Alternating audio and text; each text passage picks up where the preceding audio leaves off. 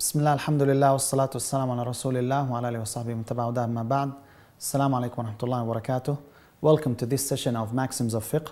Today, inshallah, we will discuss the maxims that are general. They go underneath the grand maxim of the intention. And the first maxim that we will take is the maxim of the contracts.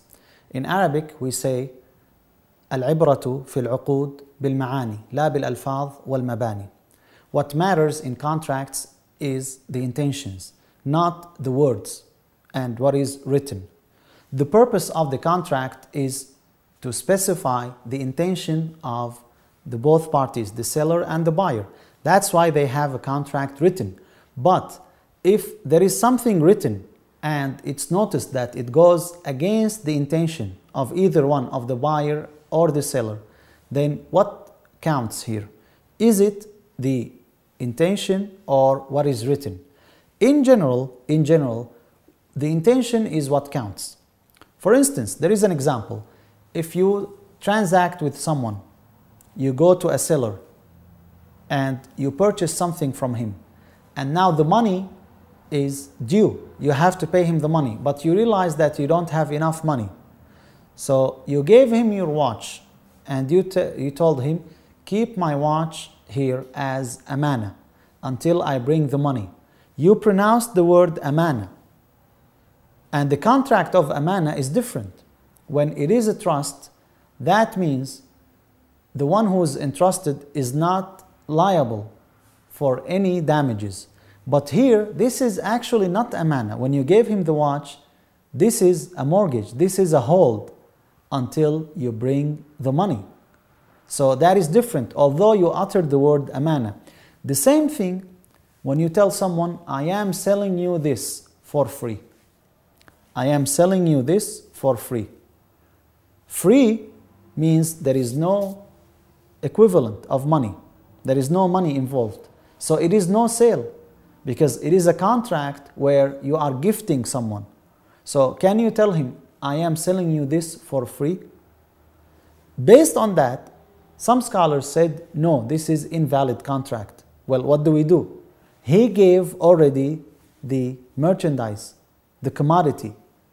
According to the Shafi'is, this contract is null. He either retract what he said and repeat by saying, I am giving you this as a gift, or he sells it, he continues what he said, and he said, I am selling you this, and he specifies a price. Why? Because this is too contradicting. You cannot sell something for free. That is an example for what we're talking about, that the intention here is what matters. The other example, now we talk about the oaths. When someone takes the oath to do something, by Allah, I will not enter the house of my family. By Allah, I will not enter the house of my family. He meant by that he is going to desert his family. He doesn't want to talk to them. He did not enter the house. But that was not his intention. His intention was not to talk to them. Then it happened that he entered another house, the house of his friend, and he found his family there. If he talked to them, is he liable for kafara or no? His intention was not to talk to them. But what he pronounced is that I am not going to enter your house. What counts here? Scholars differed also, based on the intention. This is an example where the actions are different from the intention and which one takes precedence. The same thing if he took the oath on something general and he meant something specific. By Allah, I will not talk to people. That was his oath. I will not talk to people. Why he said that oath? Because someone did harm to him. XYZ from people, he did harm to him. So he said, I will not talk to people. He meant that this person only. This person. The majority of scholars said, if he talked to other people, still his oath is fulfilled. He did not break his oath. He is not liable for any kafara. Why? Because that was his intention. His intention was not to talk to XYZ. Other scholars said no, he is liable for kafara because we hold him accountable for what he pronounced, not what he intended. So the scholars in general are in this agreement whether what counts is the words that are uttered or the intention that in the heart. And scholars also differed whether the intention generalizes what is specific and specifies what is general. The majority of scholars agreed that the intention specifies what is general, but does not generalize what is specific. And this is the opinion of Imam Abu Hanifa and Imam Shafi'i in one of the narrations.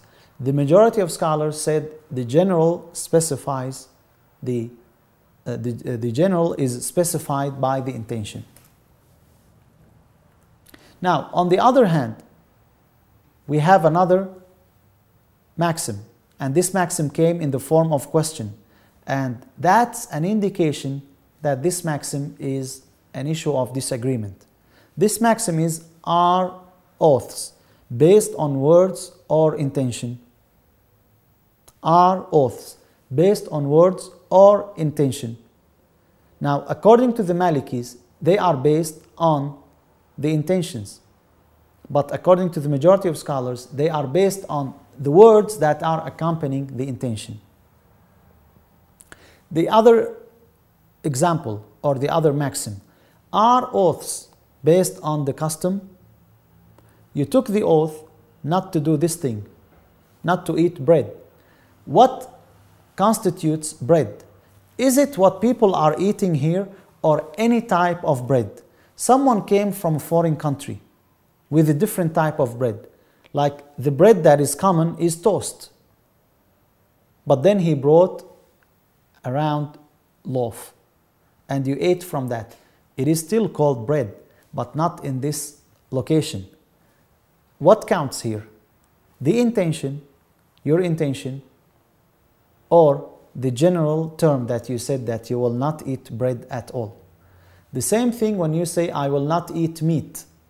Meat is known, the red object that is in the animals. Well, what about the grease that is accompanying the meat if you ate it? Because that's usually with the meat. You did not eat meat itself. Does it include the raw meat? Does it include fish or no? All these are issues of maxims based on the intention, and they are all in conformity with the grand maxim. However, we have some exceptions. Usually, if you intend something, you will be rewarded for your intention.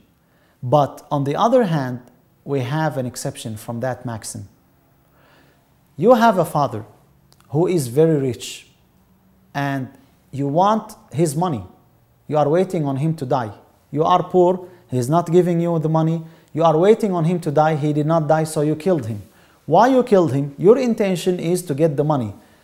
By default, in the grand maxim, you intended to get the money, so you should get it. But this is an exception here. All scholars agreed in general on this exception, that whoever hastens what does not belong to him, he is treated with the opposite of his intention. من استعجل الشيء قبل أوانه عوقب بنقيض قصده. Or in the other term they say من استعجل الشيء قبل أوانه عوقب بحرمانه.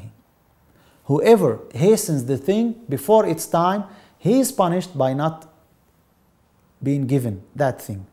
The example for this would be the heir who deserves the inheritance, but he is a killer. Why he killed the propostus? Because he wanted his money. So we tell him, you don't deserve the money. Why? Because you did not wait until the time that is appropriate. Instead, you killed someone, so you will not get the money. Another example also, whoever seeks illegal means, he is treated with the opposite of that. You deserve something, and that is your right, but you are taking illegal means to reach that thing. Then you are punished with the opposite of your intention. Your intention is to reach there. And that's why in Islam, the objectives do not justify the means. The means are to be treated like objectives. That is the difference. We cannot tell you, go ahead and do whatever you want as long as your objective is good. Someone says, I am stealing from the rich because I want to give the poor. That's a good intention, I want to give the poor. But the means are wrong. Islam did not tell you to go and steal. The same thing, we don't use illegal methods in da'wah just to spread out the religion of Islam. You have to follow the proper means. So these are few exceptions from the general maxim of the intention. And we will stop here inshallah, and we will continue in next session. Assalamu alaikum wa rahmatullahi wa barakatuh.